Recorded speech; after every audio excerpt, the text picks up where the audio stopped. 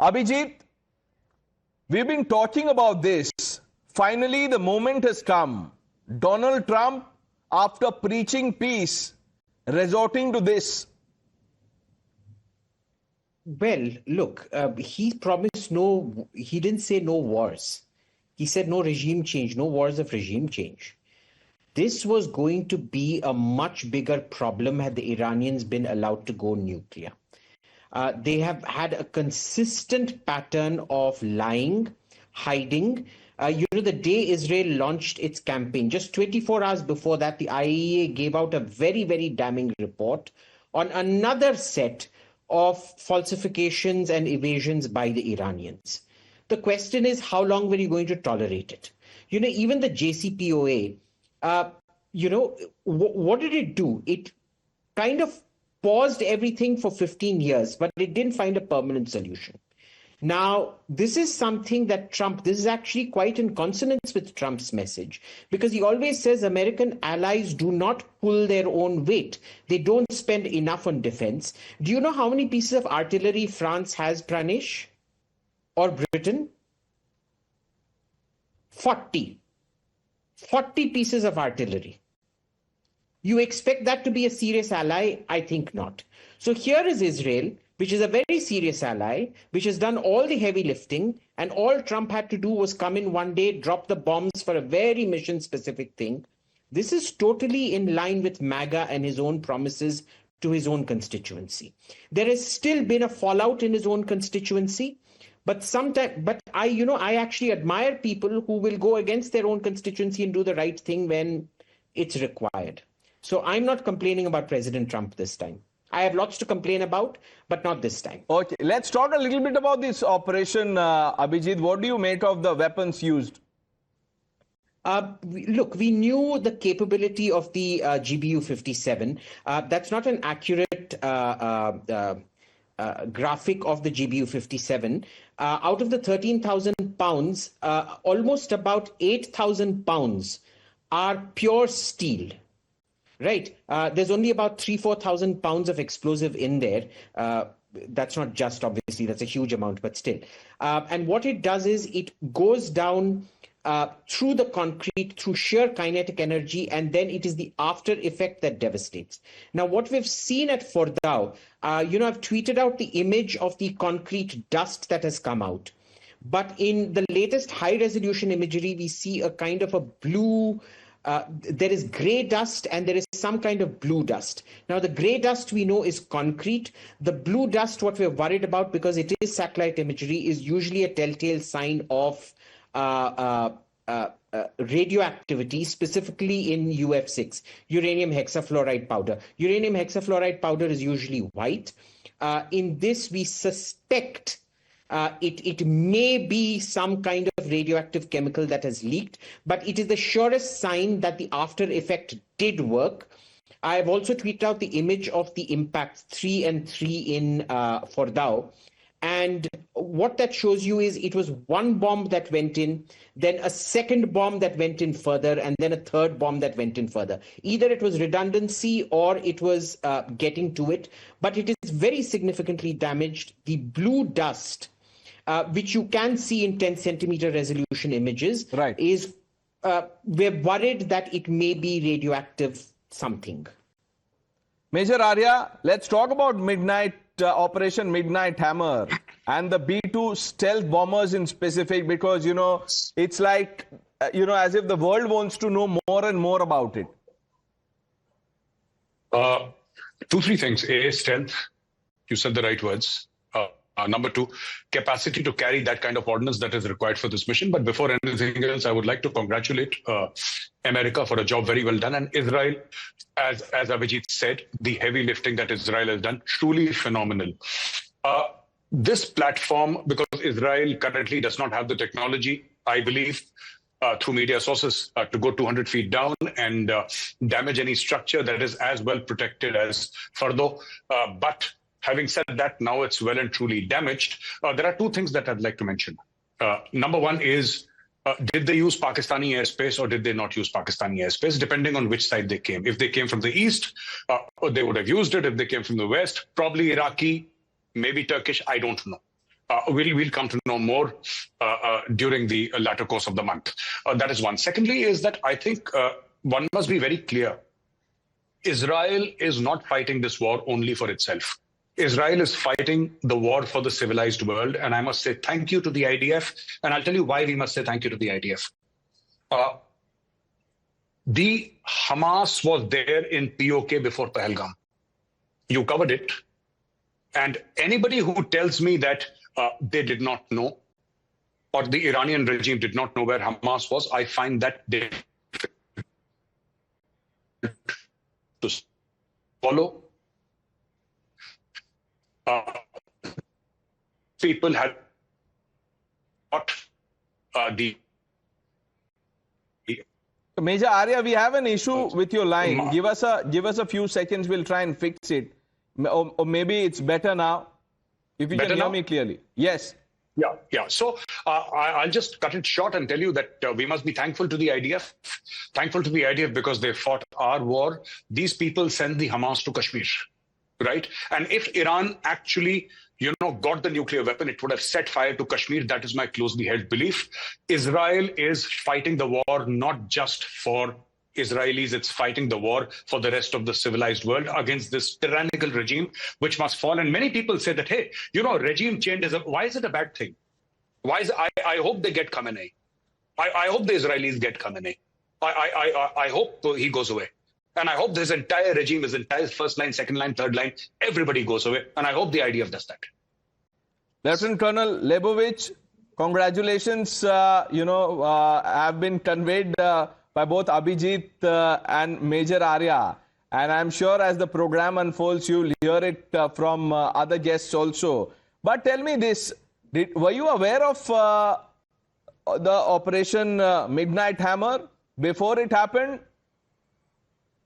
I was specifically not aware, but I'll tell you, here is the main difference of the description between the U.S. and Israel, as we've seen. Trump was in the region just a few weeks ago, and the headlines all over the world were that Israel is left aside and President Trump is excluding Israel.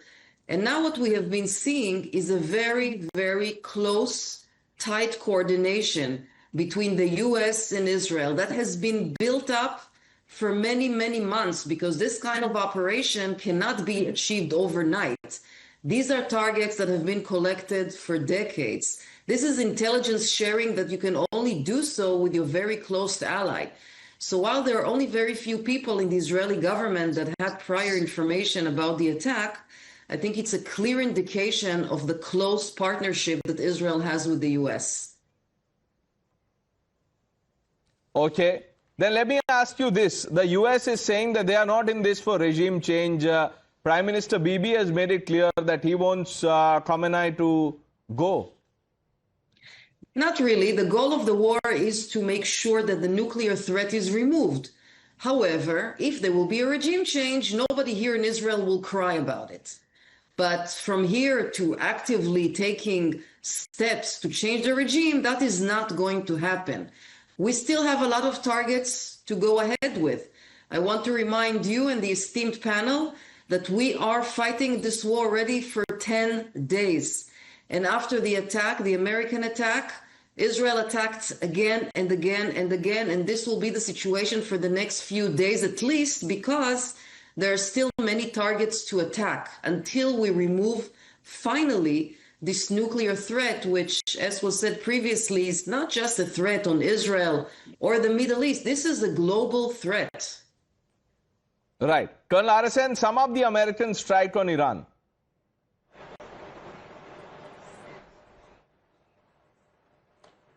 This was coming, the possibility, it was not a possibility. I mean, it was something which was a foregone conclusion.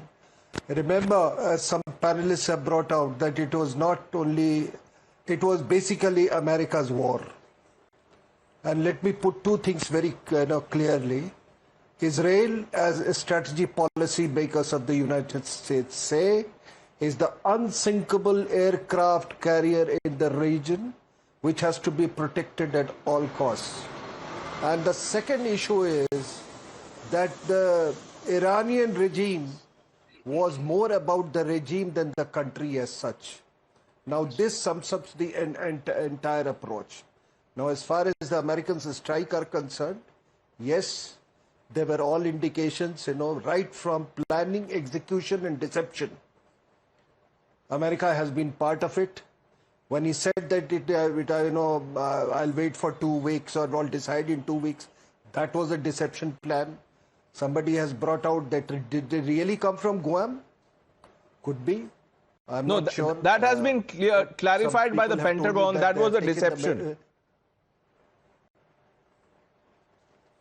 Yeah. So that was the United States of America has has been very much part of this war. When you tell the people of Tehran to evacuate, I mean, it was not that, the Israelis are coming to strike you, so you evacuate. It was, the message was that we, the Americans, are coming to strike you, so you better, protect yourselves. And then, Pranesh, why do you forget, they had evacuated their personnel from the various bases, 8 major bases in that region. And then, the movement of, KC-135, KC-146 refuelers, then, most importantly, this $2 trillion of investment announced during Trump's 3-day visit to Qatar, Saudi Arabia and UAE. So then obviously this has to be protected. So I'm not at all surprised the Americans have come in the way they have done. And as time with time things may trickle down. It's at the moment it is trickling down, but it will become thick and fast. That the biggest sacrifice the Americans have extracted or made an example out of Pakistan.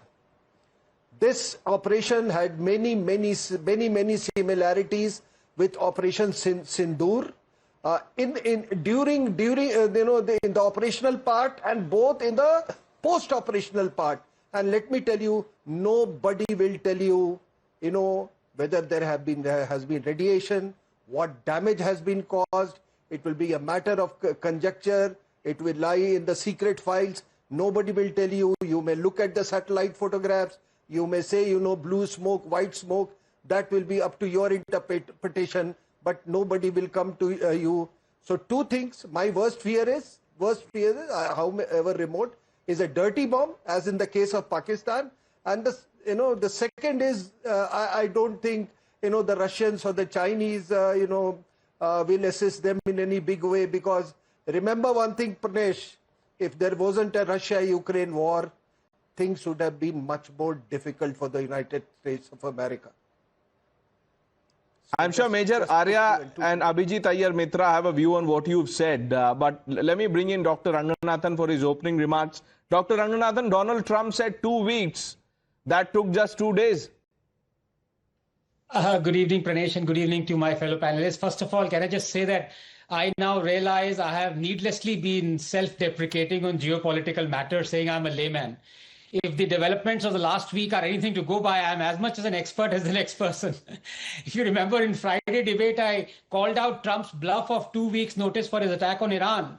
And I also said that if he attacks Iran, it would be just the thing that Putin wants. Both predictions have come true given... Dr. Ranganathan, why do you think you are here again on a Sunday after the Friday prediction? Thank you. Look, the other advantage of allaying your fears on being an expert is that you can profess conspiracy theories with gay abandon. So here is mine. If, Pranesh, I was an evil dictator aiming to protect my nuclear facility from America, I would dig 300 feet underground in a remote location A, then tunnel 300 kilometers horizontally to reach a spot 300 feet beneath a populated city at location B, where I'll actually build the facility. Then I would allow America to bomb location A and let the world believe my nuclear facility has been destroyed. But then I'm not an evil dictator. But anyhow, 3 brief points. Number 1, for all those Indian Muslims, especially in Kashmir, pouring onto the streets, abusing Israel and USA, and some stomping on Israeli flags and American flags with their feet, I want to ask, why don't they stomp on Chinese flags knowing that China has interned 1.5 million Muslims in concentration camps and is feeding them pork and forcibly sterilizing them, and that China has demolished 1,700 mosques in the last 5 years? Kyun? Cat gets their tongue and their spine turns to jelly at the thought of their master China? Be that as it may, we have to balance our response to this war with what is in our best interest, like we did during the Russia-Ukraine war. Continue to buy Russian oil despite European and American pressure. Number two, as I said, America attacking Iran and entering the Middle East war is just what Russia wanted. It can now leverage its own Ukraine war with American-Iran war by supplying Iran with all the weapons to keep Middle East burning. The only person spilling out here, Pranesh, is Putin. By escalating tensions in the Middle East, he diverts US attention from Ukraine. The US strikes will further spike oil prices, bolstering Russia's economy heavily reliant on energy exports. Additionally, a weakened Iran reduces its regional influence, allowing Russia to fill in the vacuum, especially after losing Syria's Assad regime. So by surreptitiously supporting Iran, Putin avoids direct confrontation while reaping strategic benefits, masterfully exploiting US actions to reshape global power dynamics in Russia's favor. Number three, all those who want peace must be praying America does not orchestrate a regime change in Iran, because the past evidence suggests any regime change fashioned by America has led to America talking to that very regime after a decade. Look at Afghanistan. The same Taliban are back. Look at Syria. The man on whose head America put a bounty of $10 million is today shaking hands with Trump. Same with Iraq, same with Libya, which is undergoing a civil war. So let's hope America is not thinking of a regime change in Iran. And let's not talk of American hypocrisy, for crying out loud, of denying Iran nuclear bomb while facilitating Pakistan with one. By the way, Pakistan has nominated Trump for another Nobel Peace Prize for making it now the only rogue Islamic state with a nuclear bomb. Just 10 seconds. All in all, an unstable Middle East will help Russia and will force, unfortunately, India's hand for its energy needs. We are living in interesting times indeed, Pranesh. You know, I don't know whether Trump gets the Nobel Peace or not, but Major Arya, Abhijit, Colonel RSN, let's nominate Dr. Ranganathan's name for one on geopolitics. The new expert on the blog. But Abhijit, you were nodding your head, I think in disagreement to some points that Dr. Ranganathan spoke about. Absolutely. I disagree with Anand on this completely. And I'll tell you why. Putin has not come off very well in this at all. America it has shown repeatedly, it stands by allies who pull their weight. It's quite happy to dump allies who don't pull their weight. Europe was essentially being this sort of woke. They weren't spending money on actual weapons and military. They were spending money on drag parades and gender change surgery and all that nonsense. But every time a worthwhile ally has required assistance, America has come through. In the last 3 years, Putin has abandoned every single ally sequentially. He abandoned Armenia. He abandoned the Assad government in Syria. He's now abandoned Iran. Iran was the same country that provided him with the Shahed drones which saved his face in Ukraine. The second thing he's going to be very upset about is that American weapons have proven their worth time and again. Remember, Ukraine is getting very 20, 30-year-old American weapons or Western weapons. Israel is not a spring chicken. It makes its own additions to the F-35 and F-16s and things like that. It's a very clear deterrence message that Putin has got. It is also a huge deterrence message to China. If they have any idea of going into Taiwan, Taiwan has the benefit of the Taiwan Straits between it. This is not something that is, I can assure you Xi Jinping would require a lot of laxatives today. Finally, there is this, Anand was right on one thing. The fuel prices are going to go up for a while and Putin is going to be happy about that. But remember, the people most thrilled about this, I can tell you in all my private conversations over the last 10 days with the Emiratis and Saudis, Israel has no better friend than the Saudis and Emiratis right Absolutely. now, who are sitting there and cheering every single thing. Half my information, there isn't a single Saudi who's willing to curse Israel. they're all like, oh my God, so good. They're doing it for us. How lovely. The Emiratis are much more effusive about it. Right. So, it is only the Indian Muslim, it seems, who comes out on the street and goes around stomping on Israeli flags. I thought I'll keep that discussion for a Monday evening, but, now that Dr. Ranganathan has started it, it's on. Major General G.D. Bakshi also joining the broadcast. General Saab, good evening. If you can hear me, how do you see this? Did you see this coming? Was it always on the cards? Were there enough signs?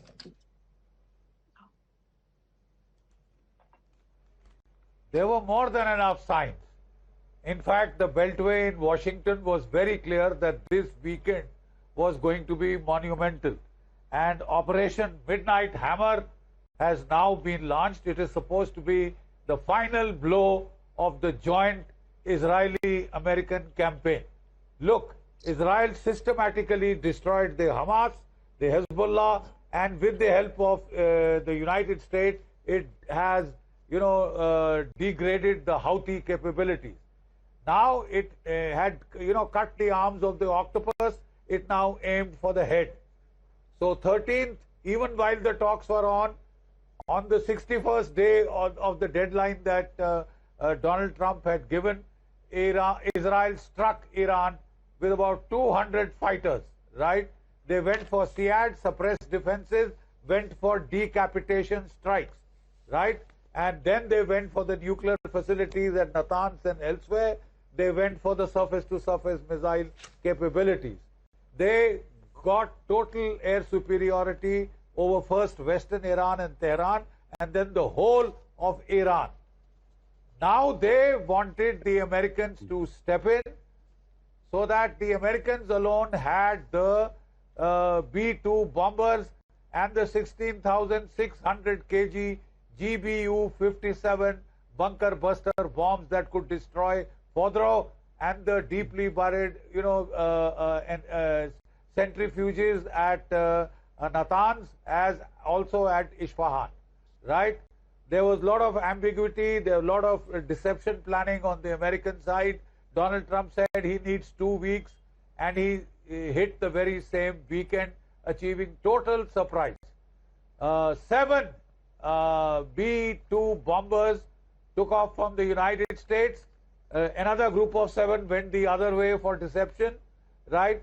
And then 2:02 hours in the morning, some 125 American aircraft, to include preceding waves of the F-35 stealth fighters and the others, carried out sweeps. An American submarine launched 12 cruise missiles to take out the overground facilities, surface-to-air missiles. Most of it had already been destroyed by Israel. This was to be the final blow. The Americans have given detailed, the American Chairman, Joint Chiefs of Staff has given a very, very detailed blow-by-blow account, and we can all hear it on YouTube. But the simple fact is, they have said that we have significantly damaged. They still are awaiting the bomb damage assessment. So is the Iranian nuclear program destroyed or severely damaged / degraded? Can it be revived? Right? Now the most thing was, what will Iran do? Just give me a couple of seconds more. What would Iran do? Iran hit back at Israel, right? Iran hit back at Israel with about 30 the hypersonic missiles, which have done a fair amount of damage, right? You know what is the worry? In decapacitating the Iranian leadership, the decision making has gone to the lower levels of the IRGC, who are hotheads. That is a great danger. They may decide to hit back at the United States, either on the United States ships and the aircraft carrier battle groups that are floating around. They may mine the Gulf of Hormuz. They may attack American bases in the Gulf. I think before going for economic targets and hitting the Saudi Arabian oil fields and the others, they will go in for specific American targets. We'll have to see, whether or not Iran has the potential or the capability left. We've been discussing this through the day, General Saab. But Major Arya, before I bring in Ambassador Sajjan Har, who's been listening to this intently, I have a question about how the world is reacting to this. I want to ask you about what Pakistan has done. 2 days, in fact, in the morning we were having that conversation, and I asked you that question, and look what the Pakistanis have done in the afternoon. They've released one fake condemnation letter condemning the US attack on Iran. This whole thing about the global ummah, the shared identity, sense of brotherhood, etc., is in the shreds. Pakistanis knew what is going to happen. Oh, absolutely, absolutely. This is what I've been maintaining all along. That lunch which Asim Munir had with Donald Trump, 25 crore, 250 million Pakistanis will pay for that lunch for a very long time. That is number one. Number two, what I wanted to say was that, he's being progressively on Pakistani social media. Asim Munir is being referred to as Mir Jafar. For our foreign guests, very famous or infamous traitor in history. Mir Jafar. He's being referred to as Mir Jafar, and certainly what he has said. See, this whole thing about the Islamic Ummah or the greater Islamic Brotherhood, that's a joke. Because Pakistan uses Islam or the Islamic Ummah as an ATM machine. That is exactly what Pakistan did. So this condemnation, so-called condemnation, is for the street. Because they know that the people have been so indoctrinated in Pakistan over a period of decades that they're going to shred them. Absolutely. Right? They are a radicalized mass of people in Pakistan. But Asim Munir has shaken hands with the Americans, and Asim Munir previously also, 4 days back, he had allowed reconnaissance aircraft of the USAF to fly, over Pakistani airspace. They have shut the border between Iran and Pakistan, and they are in it. They are in it, and I think the Israelis and the Americans must thank General Asim Munir. They must say thank you. And if I'm not wrong, you said in the morning that Pakistanis are easy to buy. They're not ideologically driven. No, Pakistanis are impossible to buy. They are rented by various people at various points. Yes. Oh, yeah, good that you made that. Dr. Ranganathan.